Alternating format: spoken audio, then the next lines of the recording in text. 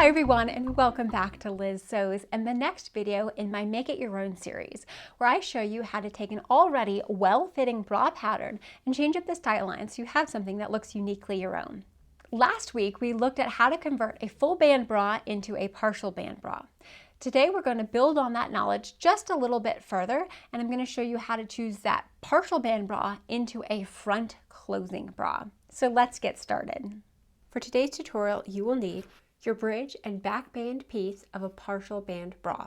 If you need to learn how to make a partial band bra out of a full band pattern, I've linked the tutorial up in the iCards above. Scissors, marking utensil, straight edged ruler, a front closure, strapping elastic that is the same width as your front closure, tracing paper. Okay, so starting out with your bridge piece.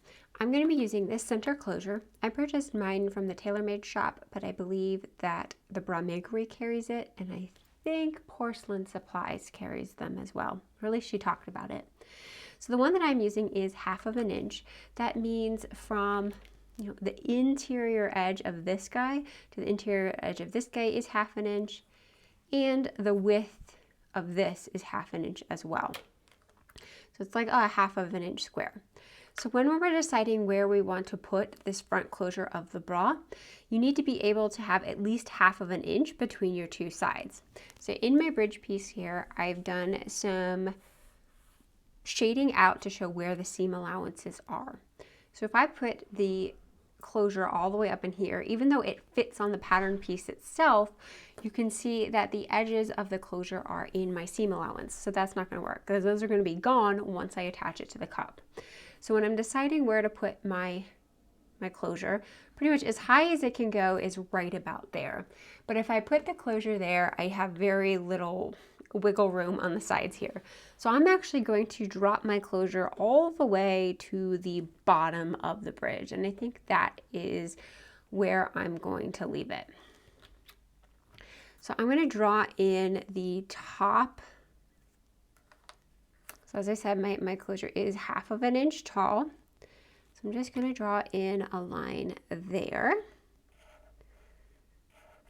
And if you wanted to make your bridge out of fabric, then you would also draw in a 1/4 inch seam allowance.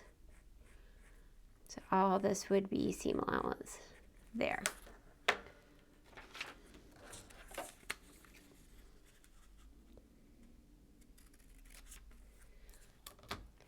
And also the thing that we need to account for in our bridge is the fact that the closure takes up space. So as I said, this takes up about 1/2 inch of space. So this will be gone and this will be gone because those are where the closure will be sitting. So if I cut that apart here, you can see we're getting pieces that are mighty, mighty tiny.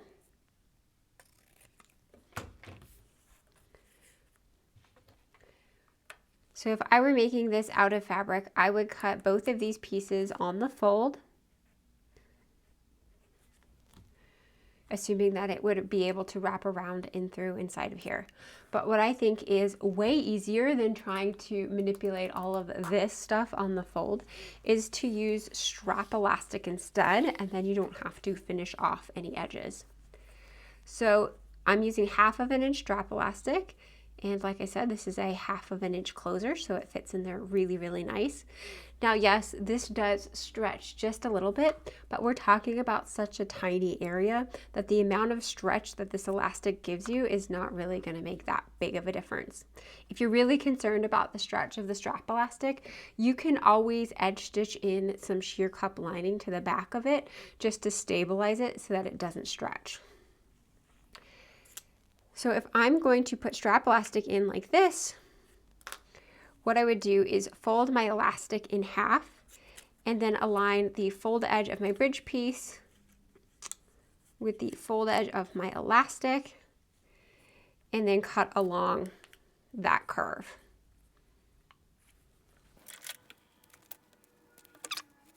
So now we have a piece of elastic that sort of looks like a trapezoid, and that will thread through your closure, and this will be caught into the cup seam allowance of your bra. So I'm going to go ahead and do that for the other side as well. And you can see what that's going to look like on the front of your bra in your bridge. So if I compare that to the original bridge piece here, we can see that this should fit in just along the bottom. And all of this will be open area. I'll have my wires coming up here, but there will be nothing in between the chest in this area right here. So just as a word of caution, I'm going to be using the porcelain heavy gauge wires for this project because they don't have a whole lot of flex in them. And the reason why I would recommend using a wire like this, which is really, really stable, is because you don't have any fabric now in this bridge portion of your bra. All of the tension is on the wires themselves. You just have this little bit of fabric in the center front in the form of this closure. And so if you were to use something like a flexi wire like this from Bra Builders, the problem is it's going to bend out of shape. It's not going to keep the shape that you need, and it's not going to give you the support that you need up until the top of the bridge. So if you don't have any fabric here, you don't want a wire that requires the fabric to be its structure. So while these flexible wires definitely do have some usefulness in bra making, they can make really comfortable bras, I don't think that if you're doing a partial band bra or front closing bra like this, that makes the most sense. I would definitely look for something a little bit heavier gauge like porcelain or Emerald Aran wires.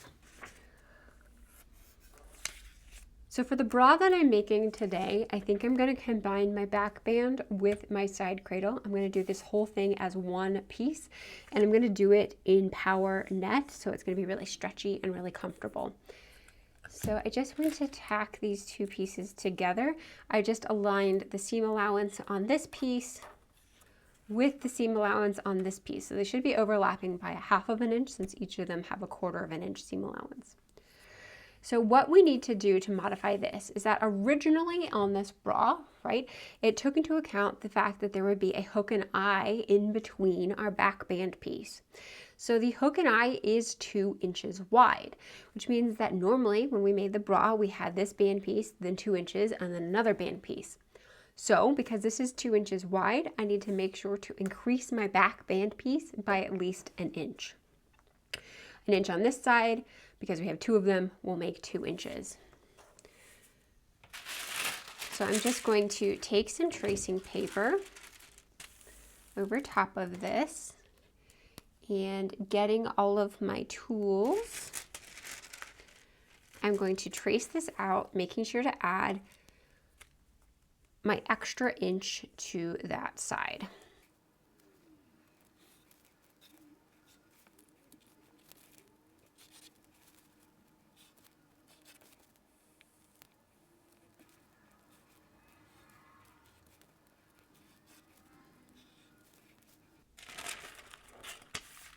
So now we have this all copied over. I am going to want to cut this back band piece on the fold along this edge. That way I have one continuous piece that reaches from wire line all the way around to the other wire line, which gives me a seamless back. So my preference for bras is always to do a U-back attachment. So I'm going to go ahead and keep my U-back in here, like so. And that does mean that when we make our straps, it gets a little trickier. You can't make your straps just as normal because you're going to have one strap that curves along the back and then comes and attaches to the front of the cups. So it makes the back really, really seamless. It does take a little bit more effort on your end, but I think it's a nice look. So this is going to be my new back band piece / side frame. I'm just going to cut one of these on the fold. So here I have my back band piece cut out. So it is one piece of power net like this that will extend from wire line to wire line with that nice tight little curve in the back for my straps. This concludes today's tutorial on the pattern alterations needed for a front closure bra. Make sure you're subscribed and come back next Saturday as I show you some of the sewing techniques involved with sewing a front closure bra. I'll see you next time. Take care.